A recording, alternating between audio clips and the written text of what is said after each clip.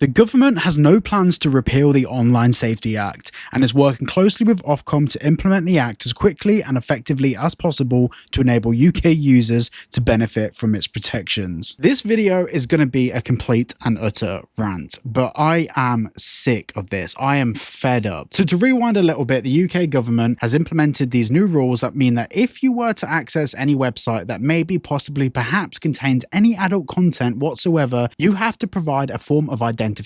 Now, this form of identification could be something like a driving license, a passport, or even a face scan. And many people have come out, in fact 360,000 people have come out and voiced their concerns with this being a regulation, because this has been done in the guise of protecting children online, when the actual reality of the situation is that it's being used to farm data, to collect information from the British public, and we have no say in how the information is used. Also, a lot of this information is being collected by private companies that have previously been subjected to being hacked. Now, if we really want to protect children online, the first thing we do is just get the app for our home internet provider. For me, EE, just log into that app and just turn on parental settings, and then go onto your kid's phone, turn on parental settings, and Bob's your uncle, Deborah's your aunt, and your kid cannot access adult content on the internet. Sorted, problem solved. We could maybe even implement laws where parents have to have on parental guidance in their home if their children are under the age of 18. I think having laws that prevent children under the age of 18 for accessing this sort of content is probably something that a lot of people wouldn't find controversial. But having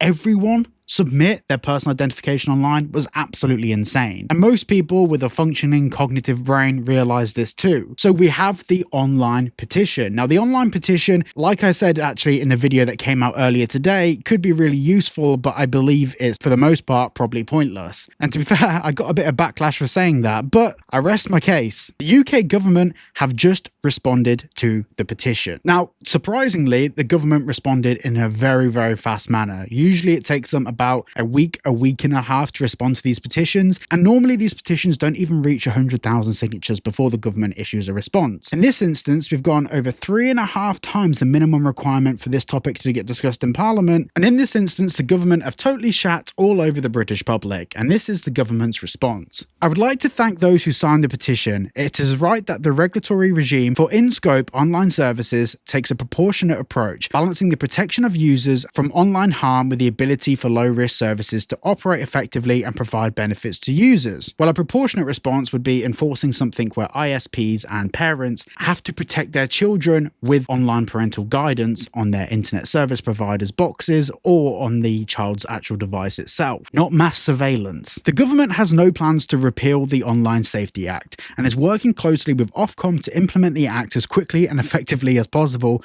to enable UK users to benefit from its protections. Enjoy your benefits, guys. Proportionality is a core principle of the Act and is built into its duties. As a regulator for the online safety regime, there's definitely another regime going on, Ofcom must consider the size and risk level of different types and kinds of services when recommending steps providers can take to comply with requirements. Duties in the Communications Act 2003 require Ofcom to act with proportionality and to target action only where it's needed. The entire UK population? Proportionality? What? Some duties apply to all user-to-user search services in the scope of the Act. This includes risk assessments, including determining if children are likely to access the service, and if so, assessing the risk of harm to children. Whilst many services carry low risks of harm, the risk of assessment duties are key to ensuring that risky services of all sizes do not slip through the net of regulation. That is such a dystopian sentence. I hate the word risky services because that is totally up to complete subjectivity. What is a risky service? For example, the government is very concerned about the small platforms that host harmful content, such as forums dedicated to and encouraging suicide or self-harm. What? That sort of content is already illegal.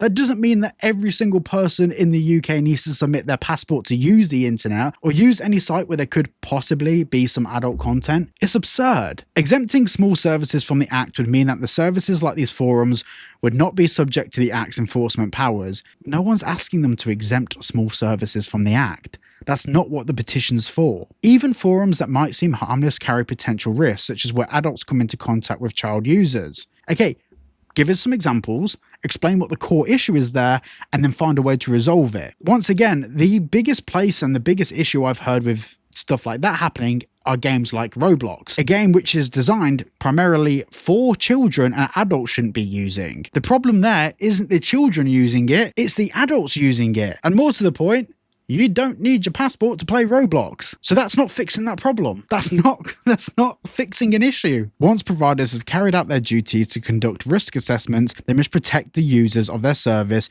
from the identified risks of harm. While there is one identified risk of harm, private companies holding millions of people's copies of their passports, driving license and biometric data, which then can be hacked, sold, or utilized in nefarious means. But hey, what do I know? Just a YouTuber. Ofcom's illegal content codes of practice sets out recommended measures to help providers comply with these obligations, measures that are tailored in relation to both size and risk. If a provider's risk assessment accurately determines that the risk faced by users are low across all harms, Ofcom's codes specify that they only need some basic measures, including easy to find and understandable terms and conditions, which is a legal requirement in the UK already, a complaints tool that allows users to report illegal material when they see it, backed up by a process to deal with those complaints. Okay, that's fine.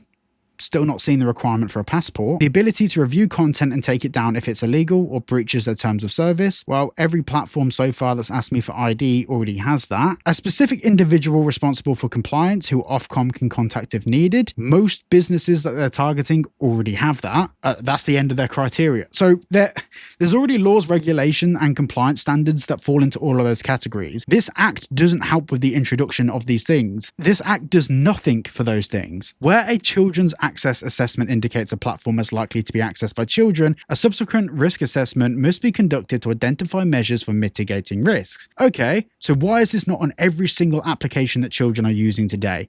Why is this not on Roblox? Why is this not on mobile kids games? Why is it not in all these other places? If the objective here is to identify adults being in places that they shouldn't be, that's great. Implement it in places where adults usually gravitate towards, for example, in places that they shouldn't be. Don't apply it to the whole internet. For example, highly effective age assurance is recommended for the services likely accessed by children that do not already prohibit and remove harmful content such as pornography and suicide promotion. Well, to be fair, and maybe I'm just too innocent, but I've not come across any websites that have been indexed by Google that are encouraging the promotion of people ending their life. And if those websites do exist, I'm 99.999% sure they're illegal anyway. You'll have to correct me in the comments if I'm wrong. On the 8th of July, Ofcom CEO wrote to the Secretary of State for Science, Innovation and Technology, noting Ofcom's responsibility for regulating a wide range of highly diverse services, including those run by businesses, but also charities, community and voluntary groups, individuals and many services that have not been regulated before. The letter notes that the Act's aim is to not penalise small, low-risk services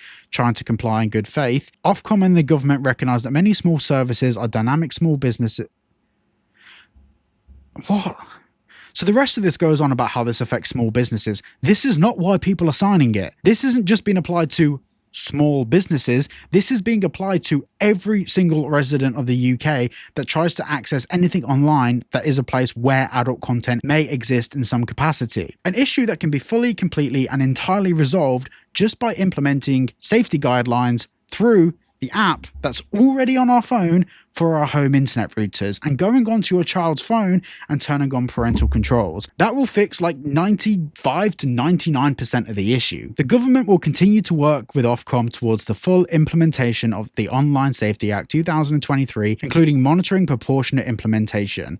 Department for Science, Innovation and Technology. What they should really say is Department for Surveillance, Interrogation and Tyranny. Honestly, I cannot begin to explain how frustrated and how angry I am about this. The whole point of the Parliament website is that when something gets to 100,000 signatures, it's clearly a big enough thing in the UK that people care enough about for it to be considered for a debate in Parliament. But the operative word there is consider. Considering this for a debate is not good enough. This needs to be debated, and it doesn't need to be debated in a room full of people that already voted for it. The British public need to stand up against this, because as we've just seen from everything we've just read, the guise of this being used to protect children falls apart immediately when you actually suggest things that would indeed protect children. I know I've said this twice in this video and I've covered it in previous videos, but the ways to protect children online is so much easier than what they're trying to implement. And everything they've just gone through in their response is nothing to do with the protection of children. There's a couple of references in there to it, but the main thing is about how they're trying to help small businesses implement this regulation, and it's to stop children seeing content such as like self-harm stuff. And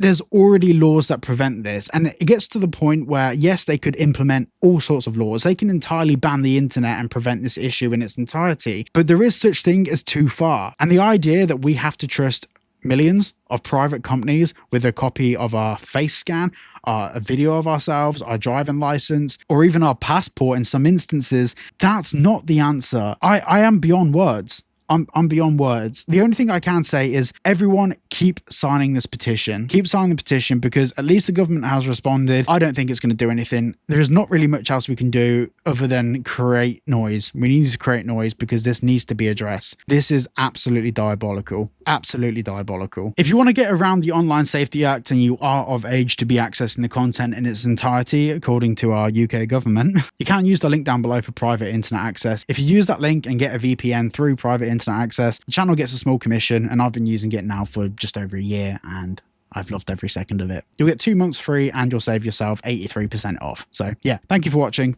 I'll see you all in the next one.